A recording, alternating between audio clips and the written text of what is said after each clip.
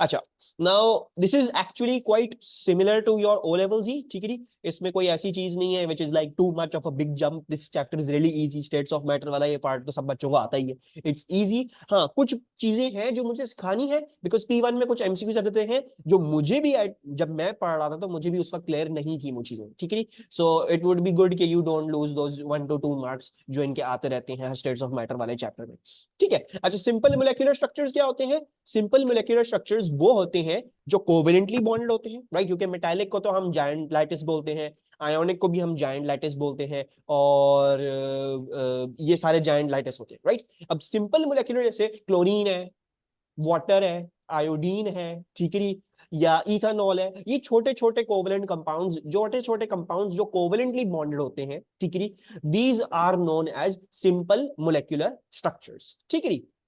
So molecules such as H2O, CO2, Cl2, I2 exist as simple molecular structures, ठीक है।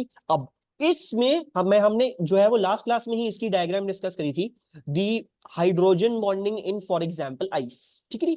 जब भी कोई चीज सॉलिड फॉर्म में बनती है ना, whenever something converts into a solid form, तो वो लैटिस स्ट्रक्चर लाजिम लेगी, ठीक है। चाहे वो मेटालिक बॉन्डिंग है, चाहे वो आयोनिक बॉन्डिंग है, चाहे वो कोवेलेंट बॉन्डिंग है, जायंट कोवेलेंट है, या सिंपल कोवेलेंट है, हमेशा जो भी चीज सॉलिड स्टेट में जाएगी तो वो लैटिस स्ट्रक्चर अक्वायर करती है। This is something that you know. Lattice का मतलब ये नहीं होता it's a strong thing. Lattice का मतलब बस ये होता है रेगुलर अरेंजमेंट, यानी हर चीज रेगुलरली अरेंज्ड है। तो आइस टू, यानी for example water too, can have a lattice arrangement in ice form, ठीक है। तो इसमें जैसा हमने देखा, तो ये रेगुलर अरेंजमेंट है, H2O के मॉलिक्यूल्स रेगुलरली रिपीट हो रहे हैं, ठीक है। अच्छा, द सिंपल कोवेलेंट या सिंपल मोलेक्युलर स्ट्रक्चर्स ये जो होते हैं, these are held together by intermolecular forces, ठीक है जी। मैंने आप लोगों के साथ पहले भी डिस्कस किया था कि फॉर एग्जांपल जो है वो आप क्या कर रहे हो, हम इसी पेज पे रहते हैं, I don't know why I am switching so much आज। सो बेसिकली फॉर एग्जांपल अगर मैं आपसे बोलता हूं, एक सेकेंड, वाइट, ओके, सो मैं आपसे बोलता हूं कि Cl2 है, right, which is basically ClCl। तो अब क्योंकि ये सिंपल है और ये बहुत ही छोटा सा है, right, so now if you break this covalent compound तो क्या होगा? अगर आपने ये कोवेलेंट बॉन्ड तोड़ दिया तो इसकी केमिस्ट्री चेंज हो जाएगी, ये फिर दो Cl गैसियस एटम्स बन जाएंगे, ये Cl2 गैस नहीं रहेगी, right. So in the case of simple covalent compounds या those compounds that are very very small, जिनके मॉलिक्यूल्स बहुत बड़े नहीं होते हैं, तो उस केस में आप उसकी बॉन्डिंग नहीं तोड़ सकते। You can not break the IRBG। किसी डार्क क्लियर का हो सकता है sir? Background colour dark colour का हो सकता है मेरा बच्चा, but you are not going to like it. मैंने किया हुआ है but it's not like, I think like, मतलब मुझे भी बहुत देखने में मसला होता है and it's not like easy to the eyes, आंखों में चुभता ही है। सो मैं इसीलिए लाइट बैकग्राउंड में पढ़ाता हूँ, बिकॉज इसका डार्क वाला जो है वो बहुत ही वो है, क्या है, क्या कहेंगे, बिल्कुल आंखों में चुभने वाला। I don't like the black background, और आप लोगों को भी देखने में मुश्किल होगी। अच्छा, सो मैं क्या कह रहा था, सिंपल कोवेलेंट में आप कौन सी बॉन्डिंग तोड़ोगे? जब आप मेल्टिंग कर रहे हो या बॉइलिंग कर रहे हो इस चीज की, जब आप फॉर एग्जांपल Cl2 गैस की मेल्टिंग या बॉइलिंग कर रहे हो, तो इस केस में क्या चीज टूटेगी? इस केस में वो इंटरमोलेक्युलर फोर्सेस टूटेंगी which exists between the ClCl molecules. इस केस में ऑब्वियसली टेम्पररी डायपोल्स होंगी, तो आप टेम्पररी डायपोल्स तोड़ रहे होगे in the case of Cl2 gas या आयोडीन गैस या कार्बन डाइऑक्साइड या वाटर, ठीक है। क्योंकि अगर आपने उसमें बॉन्ड तोड़ दिया तो वो चीज की केमिस्ट्री ही बदल जाएगी। So you can not break the bond in simple things. हाँ, जायंट अलबत्ता फर्स्ट क्लास में डिस्कस किया था, जायंट क्योंकि उसके पास इतने सारे बॉन्ड्स होते हैं, तो आप हल्का सा तोड़ के अलग भी कर दोगे, it remains chemically the same. NaCl का एक चंक निकाल के अलग कर दोगे तो वो NaCl ही रहता है, डज नॉट चेंज केमिकली, वो ही रहता है, बस छोटा हो गया, ठीक है। सो जब आप जायंट चीजों को मेल्टिंग या बॉइलिंग कर रहे हो उनकी, तो उसमें वो बॉन्डिंग टूटेगी, यानी जायंट कोवलेंट में कोवलेंट बॉन्डिंग टूटेगी, मेटालिक बॉन्डिंग में मेटालिक बॉन्डिंग टूट, मतलब जायंट मेटालिक स्ट्रक्चर्स में मेटालिक बॉन्डिंग तोड़ी जाएगी जब आप मेल्टिंग या बॉइलिंग कर रहे हो। एंड व्हेन आयोनिक जायंट है तो उसमें भी आयोनिक बॉन्डिंग तोड़ी जाएगी व्हेनेवर यू आर मेल्टिंग और बॉइलिंग। हाँ, जहां पे सिंपल की बात आ जाती है, सिंपल की बात में आप वो बॉन्डिंग नहीं तोड़ सकते, आपको वो उसकी इंटरमोलेक्युलर फोर्स को तोड़ना पड़ेगा। This is something that is very important. अक्सर बच्चों को समझ नहीं आ रहा, तो मैंने पता नहीं कितनी दफा ये चीज भी रिपीट कर दिया आप लोगों के साथ। So please please please do not make this mistake. आप लोग अब you are aware of this. अच्छा, अपॉन मेल्टिंग और बॉइलिंग ये हो गया। Simple molecular structures do not conduct electricity. ऐसा क्यों? Can anyone tell me why they do not conduct any electricity? Actually, so yes, Romesa is correct, they don't have any free moving electrons. ठीक है जी, तो आप ये लिखोगे, this is going to be the perfect explanation is for this. So do not conduct electricity as they do not have any free moving electrons. ठीक है, actually then usually insoluble in water. जरूरी नहीं है सारे insoluble हो, जैसे iodine is soluble in water, chlorine is also soluble in water. ऐसा नहीं है ये वाटर में सॉल्युबल सारे के साथ नहीं, लेकिन अगर हम majority of the simple covalent की बात करें, तो अगर मैं आपको बोलूं ये चीज इनसॉल्युबल इन वाटर है, तो you can, it is okay to have a guess के यार हो सकता है कि सिंपल कोवलेंट हो। हाँ, फर्दर इंफॉर्मेशन चाहिए है, लेकिन हो सकता है, we are not going to rule out the possibility of a simple covalent. Simple covalent usually are insoluble in water. हाँ, देयर आर एक्सेप्शंस। अल्कोहल पानी में डिसॉल्व कर जाएगा, आयोडीन डिसॉल्व कर जाएगा, क्लोरीन डिसॉल्व कर जाएगा। ठीक है, ये चीजें डिसॉल्व कर जाती हैं पानी में। And the last thing, in the solid state they arrange in a regular lattice held together by weak intermolecular force. जैसे मैंने बताया, तो पानी को फ्रीज कर दोगे तो वो जो क्यूब बना, आइस क्यूब बना, that is going to be called a lattice. Regular arrangement है उसमें। ठीक है, इसी तरह आयोडीन को सॉलिड ब्लॉक्स में बना दोगे तो रेगुलर अरेंजमेंट है, क्लोरीन को सॉलिड में कन्वर्ट करते हो तो रेगुलर अरेंजमेंट है। इसको हम लैटिस बोलेंगे, लेकिन जायंट नहीं बोलेंगे। This is not a giant structure. Giant का मतलब होता है बहुत ज्यादा बड़ा मॉलिक्यूल है, या बहुत बड़ी जो है वो उसकी अरेंजमेंट्स है, बार बार रिपीट हो रही। ऐसा इनके केस में नहीं। लेकिन लैटिस आप बोले जा सकते हो, और कोई पूछ ले आपको कर दे, आप कंफ्यूज, लैटिस कहां से आ गया सिंपल को? नहीं, लैटिस हो सकता है। देयर इज, लैटिस का मतलब सिर्फ ये है रेगुलर अरेंजमेंट। ठीक है, any problems with simple molecular structures? ठीक है, और ये कौन कौन से होते हैं? H2O, CO2, Cl2, I2। Can you give me more examples? कोई और दिमाग में आ रहे हैं सिंपल मोलेक्युलर स्ट्रक्चर्स और क्या क्या हो सकते हैं? एनी और आइडियाज कौन से और सिंपल मोलेक्युलर हो सकते हैं? ऑक्सीजन हो सकता है सिंपल मोलेक्युलर, बिल्कुल सही बात है। और कोई कौन कौन से छोटे छोटे कोवलेंट कंपाउंड्स आपको पता है? फ्लोरीन सिंपल मोलेक्युलर है, बिल्कुल सही है। हाइड्रोजन सिंपल मोलेक्युलर, बिल्कुल सही है। और गिव मी अ मोर कॉम्प्लेक्स कंपाउंड जिसमें एक से ज्यादा एटम्स हो। Ammonia, very good, ammonia is simple molecular. Nitrogen is simple molecular, very good. NH3 होगा, ठीक है। Methane, ethane, butane, ethanol, methanol, ठीक है जी। एंड ऑल ऑफ जो हम ऑर्गेनिक कंपाउंड भी पढ़ते हैं वो भी सारे सिंपल मोलेक्युलर, छोटे छोटे होते हैं। ठीक है जी, they are not very huge. सही है। अच्छा, सो हमें सिंपल मोलेक्युलर अल्हम्दुलिल्लाह जो है वो सही तरीके से समझ में आ गया है। अब चलते हैं कुछ स्पेसिफिक चीजों पे जो आपको पता होने की जरूरत है। This you did not study in O levels. ठीक है जी, ये क्या है? दिस इज, सर डिसॉल्व क्यों नहीं करते? डिसॉल्व क्यों नहीं करते? हमने क्या पढ़ा था मेरा बच्चा? कि जब आप डिसॉल्व करते हो ना पानी में, तो you have to form some kind of intermolecular force. ठीक है नी? अब आयंस तो डिसॉल्व कर जाते हैं, क्योंकि आयोनिक बॉन्डिंग वाली चीज डिसॉल्व कर देती है, क्योंकि आयंस में ब्रेक हो जाते हैं, इंटरमोलेक्युलर फोर्स बन जाती है पानी और उसकी।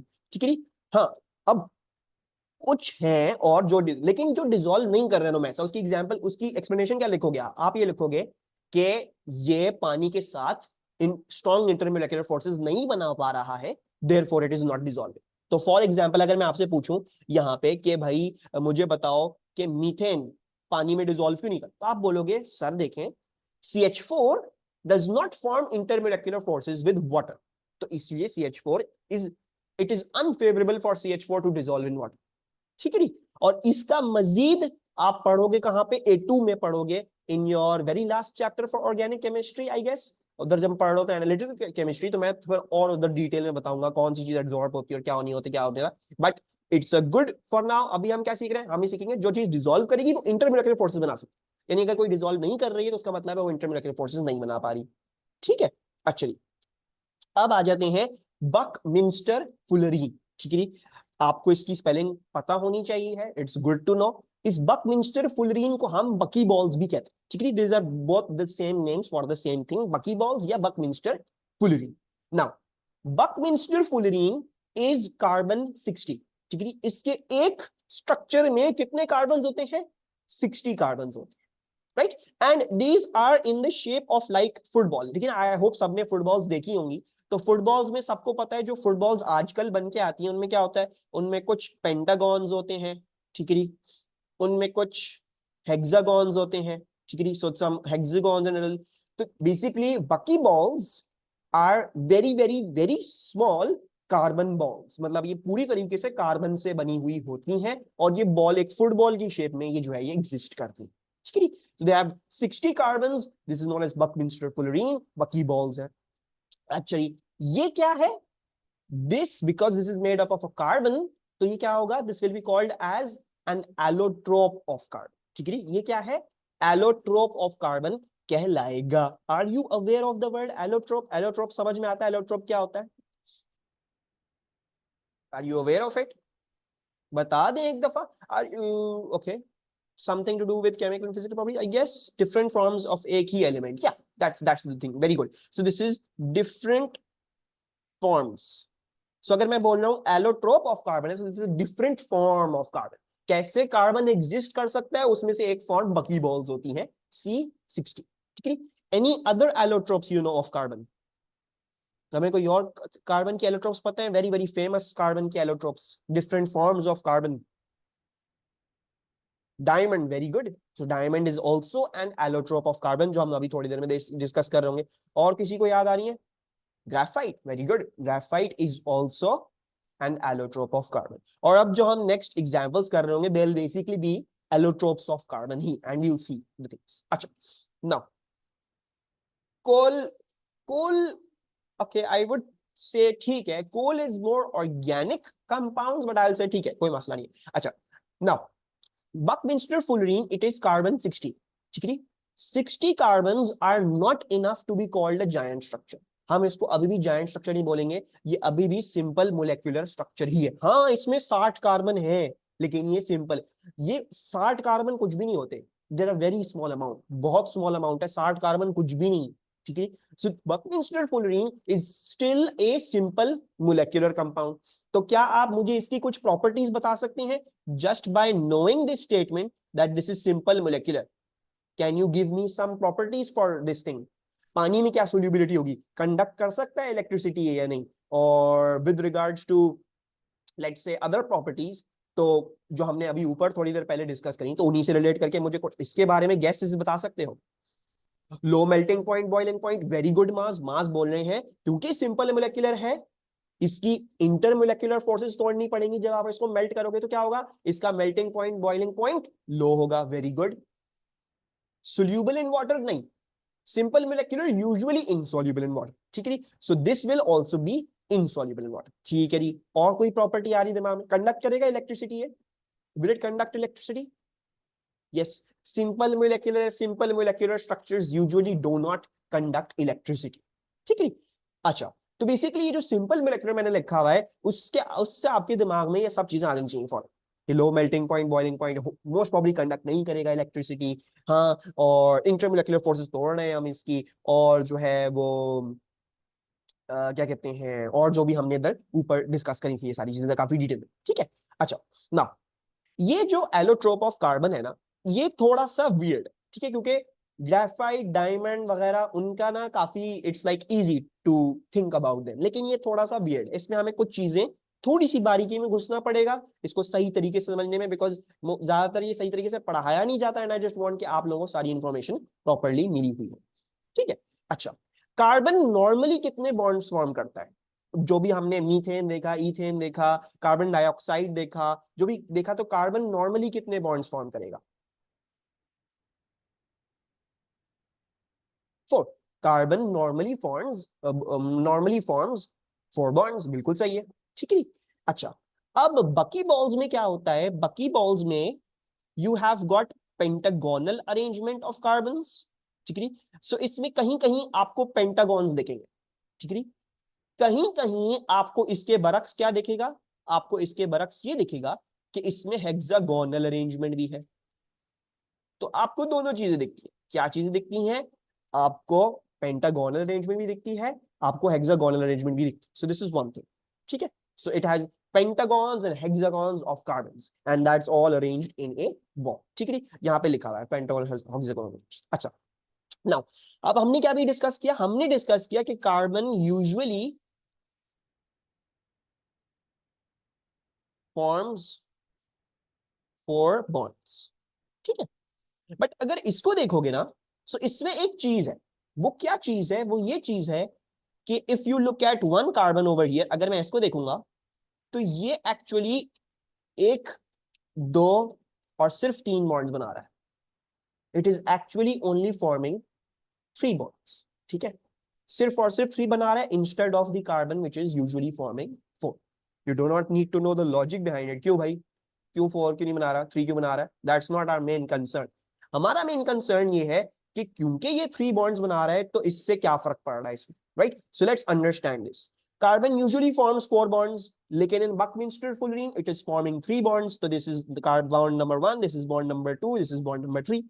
यानी इस बात का मतलब है इसमें एक कार्बन के पास क्या होगा, एक ऐसा इलेक्ट्रॉन होगा जो फ्री है, जो बॉन्डेड नहीं है, कोई जो कहीं जकड़ा हुआ नहीं है. So this actually, the carbons in over here actually have free पहले नहीं लिखना था, बंद लिखना चाहिए था, sorry for that. So one carbon या each carbon has one free electron. ये हर कार्बन के पास होगा. हाँ, कुछ इसमें से कार्बन ऐसे भी हैं जो 4 बॉन्डेड हैं, लेकिन बहुत सारे ऐसे हैं जो 3 बॉन्डेड हैं. They are bonded only to 3 different atoms. ठीक है. सो अब हमें क्या समझना है इस बात से? हमें ये समझना है क्योंकि कार्बन कहीं कहीं 3 बॉन्ड्स फॉर्म कर रहा है. ठीक है. So what's happening, some of the carbons in Buckminster fullerene have one free electron. इसमें एक फ्री इलेक्ट्रॉन होता है. हर कार्बन का जो 3 के साथ बॉन्डेड है उनके अंदर एक फ्री इलेक्ट्रॉन होगा, राइट? अच्छा, अब इससे ये पॉइंट उठता है कि सर एक फ्री इलेक्ट्रॉन है और हमें तो पता है कि जब भी फ्री इलेक्ट्रॉन्स आते हैं तो कंडक्शन हो सकती है, क्योंकि free moving electrons can carry a current, right? So why is Buckminster fullerene not conductive? ठीक है. The problem arises from the fact कि ये इसके पास already one free moving electron है. वो बात सही है थ्रू द स्ट्रक्चर, ये कोई गलत बात नहीं है. हर कार्बन के पास वन फ्री मूविंग इलेक्ट्रॉन है, दैट इज ओके, ये बिल्कुल सही बात. लेकिन जब आप कंडक्शन को देख रहे होते हो ना, तो बेसिकली द प्रॉब्लम इज कि Buckminster fullerene exists as balls. ठीक है. तो अब अगर फॉर एग्जांपल आप यहां पे करंट लगाते हो, you put in current over here, so most probably the balls will never be connected. क्योंकि देखो ना, इन दोनों बॉल्स के बीच में तो कोई बॉन्ड नहीं है. अब यहाँ पे जो इलेक्ट्रॉन फ्री मूविंग भी था वो यहाँ पे तो जंप नहीं कर सकता ना, बिकॉज कोई गैप पे से जंप करे. कैसे एक मॉलिक्यूल से उठ के दूसरे मॉलिक्यूल में कैसे जाएगा? How can it just jump from one structure to another structure? तो although it has one free electron for many of the carbon जो 3 के साथ बॉन्डेड है, बट द प्रॉब्लम इज कि वो फ्री इलेक्ट्रॉन्स एक स्ट्रक्चर से उठ के दूसरे स्ट्रक्चर पे नहीं छलांग मार सकते, क्योंकि दैट्स इम्पॉसिबल टू डू. इसका पूरा स्ट्रक्चर यहाँ पे, सारे इलेक्ट्रॉन्स यहाँ पे एग्जिस्ट कर रहे हैं, वो यहाँ से उठ के यहाँ पे छलांग नहीं मार सकते, ऐसा नहीं हो सकता. तो इसकी वजह से बकमिंस्टर फुलरीन कंडक्ट नहीं कर पाता. ठीक है. This is something that is very important, you need to know. Buckminster fullerene में each carbon is bonded to at least 3 या फिर 4 कार्बन. ठीक है. अब क्योंकि वो 3 के साथ बॉन्डेड है तो कुछ कार्बन के पास वन फ्री मूविंग इलेक्ट्रॉन होता है. ठीक है. लेकिन it still does not conduct. Why? Because the electrons cannot jump from one structure to another structure and so on and so forth. तो वो करंट एक एंड से लेके दूसरे एंड तक नहीं पहुंच सकता है. इंडिविजुअली अगर आप पूछोगे कि क्या बकमिंस्टर फुलरीन कंडक्ट कर सकता है, हाँ, एक बकी बॉल कंडक्ट कर सकती है. लेकिन क्योंकि एक तो हम कैसे आइसोलेट करके और फिर हम उसकी, तो जब आप एक सैंपल लेते हो तो उसमें तो सैकड़ों होंगी Buckminster fullerene. So therefore we just say कि इसकी इलेक्ट्रिकल कंडक्टिविटी नहीं है, it can not conduct electricity. ठीक है. Does everyone understand this? Also I think अजान हो गई है. So just let me complete, फिर हम अपनी नमाज ब्रेक लेते हैं. ठीक है. So one delocalized electron per carbon, but it still cannot conduct as the electron cannot move from atom to atom. नहीं लिखते इधर, हम इधर structure to structure लिख लेते हैं. ठीक है. या लिख लेते हैं from ball to ball. ठीक है. So that it's easier for you to understand. Ball to ball. ठीक है. ये कहना कि इसमें कोई फ्री मूविंग इलेक्ट्रॉन्स नहीं है वो गलत हो जाएगा. ठीक है. So this is something I am teaching you which most probably other people will look over, और मुझे बहुत प्रॉब्लम्स होती है इसके एमसीक्यूज में। आ गया sp3 या sp, मैं फंसा हुआ, मुझे समझ नहीं आ रहा क्योंकि मुझे सही तरह से किसी ने पढ़ाया ही नहीं, राइट। देन क्योंकि ये सिंपल मोलेक्युलर है और कार्बन 60 है, होमोन्यूक्लियर है, ना ये पोलर होगा, ना इसमें हाइड्रोजन है कोई, तो हाइड्रोजन बॉन्डिंग नहीं होगी, तो इसमें टेम्परेरी डायपोल फोर्सेस होंगी, strongest intermolecular force, right, insoluble in water, and this is an allotrope of carbon।